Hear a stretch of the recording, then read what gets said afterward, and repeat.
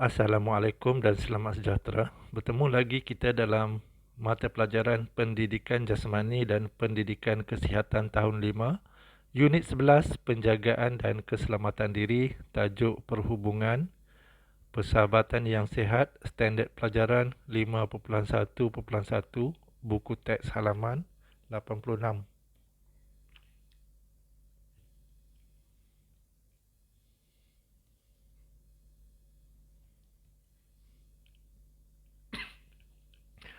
Persahabatan yang sihat.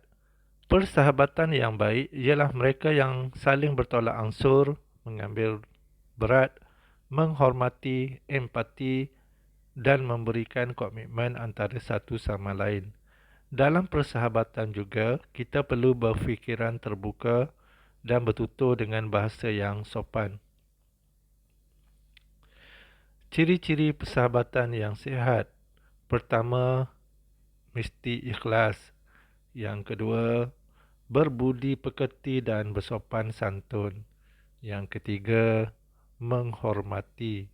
Yang keempat, bersangka baik. Yang kelima, setia. Yang keenam, sentiasa menjadi penyokong kita.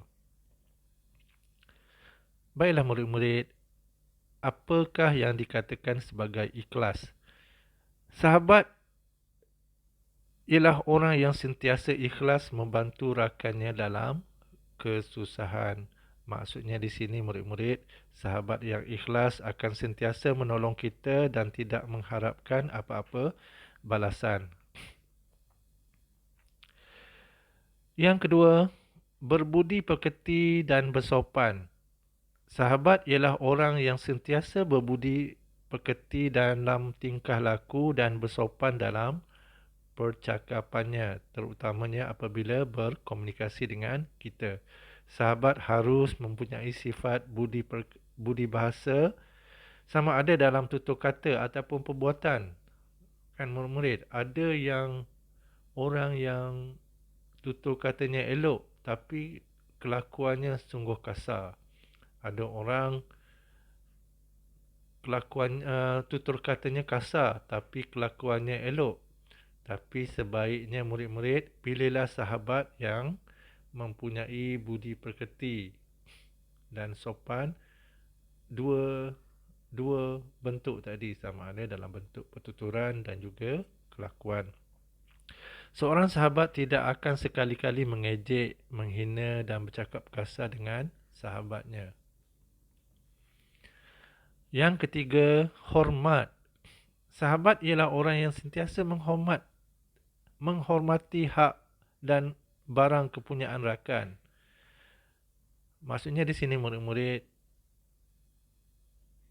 sahabat dan kita sebagai sahabat juga harus menghormati hak dan juga barang orang lain. Sekiranya kita mahu menggunakan barang atau hak orang lain, kita seharusnya meminta kebenaran terlebih dahulu. Seorang sahabat seharusnya tidak mengambil hak dan barang-barang rakannya sesuka hati, apatah lagi merosakkan barang kepunyaan rakannya. Kan? Kita jangan ambil barang sesuka hati, kemudian kita rosak pula barangan tu kan. Jadi itu adalah perbuatan yang tidak bagus dalam bersahabat. Yang keempat, bersangka baik.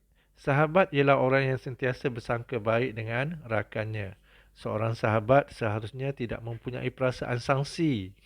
Tak ada perasaan bersangka buruk, tak ada perasaan sangsi, curiga. Serta membuat tuduhan melulu kepada rakannya. Tanpa usul periksa kita buat tuduhan kepada rakan. Itu adalah perkara yang tidak bagus dan tidak elok dalam persahabatan. Elakkan perkara-perkara sebegini dan elakkan mempunyai kawan yang sebegini. Yang kelima, selesa. Setia. Setia. Sahabat ialah orang yang setia dalam persahabatan dan tidak mengkhianati rakannya. Maksudnya di sini murid-murid, pilihlah sahabat yang boleh sentiasa berada di sisi kita waktu kita ketawa dan waktu kita menangis. Maksudnya di sini waktu kita senang dan waktu kita susah. Janganlah pilih kawan sewaktu kita gembira saja, waktu kita senang saja, waktu kita ada duit saja. Tapi waktu kita sedih, waktu kita dalam kesusahan, mereka ini lari daripada kita, menjauhkan diri daripada kita. Seorang sahabat mestilah sentiasa setia dengan rakannya, terutamanya sahabat yang berada dalam kesedihan dan kesusahan. Jangan sesekali berpaling tadah dan mengkhianati kawannya. Ada juga yang berpaling tadah, kan. Dahlah kita dalam kesusahan, kemudian mereka pergi kepada musuh kita, kan. Musuh kita membuatkan kita rasa bertambah sengsara. Yang keenam, menjadi penyokong. Sahabat ialah orang yang sentiasa menyokong tindakan baik yang dilakukan oleh rakan. Kalau kita buat perkara yang tak baik, mereka akan menasihati kita. Itu adalah sahabat yang baik, ya. Kalau rakan kita ni ataupun kawan kita buat perkara yang tak baik dan mereka menyokong kita, menyokong perbuatan kita, itu bukan namanya sahabat. Itu menambahkan lagi keburukan, perkara yang tak baik kepada kita, ataupun mengundang perkara yang tak baik kepada kita. Jadi pilihlah sahabat yang boleh memberi nasihat kalau kita melakukan kesalahan dan menyokong kita sewaktu kita melakukan perkara yang baik. Sahabat yang baik akan sentiasa memberikan kata-kata semangat kepada rakannya yang melakukan perkara yang baik. Sahabat juga akan selalu menasihati rakan-rakan yang selalu melakukan perkara yang tak baik supaya kembali ke jalan yang betul. Kesimpulannya murid-murid, sahabat ialah orang yang paling rapat dengan kita selain ibu bapa dan adik-beradik. Oleh itu, kita mestilah berhati-hati dalam memilih kawan atau sahabat. Pilihlah sahabat yang boleh membawa kita melakukan perkara yang baik dan bukannya seorang yang mengajak kita melakukan perkara-perkara yang menyalahi undang-undang dan agama. Latihan di rumah. Baiklah murid-murid, buat latihan yang diberi dalam buku tulis PJPK. Murid-murid boleh merujuk buku teks halaman 86 jika menjawab soalan-soalan yang dikemukakan. Ketika menjawab soalan-soalan yang dikemukakan. Kalau murid-murid ada printer, bolehlah cetak dan tampal. Kalau tak ada, memadailah dengan menulis sendiri dengan tulisan tangan. Murid-murid salin semua arahan dan juga tajuk dan juga arahan dan pilihan jawapan.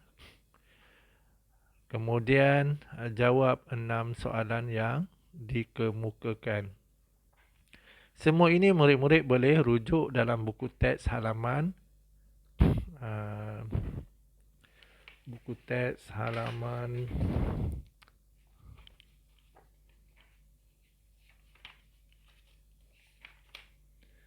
86.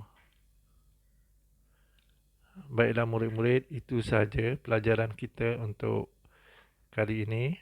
Cikgu ucapkan sekian, terima kasih.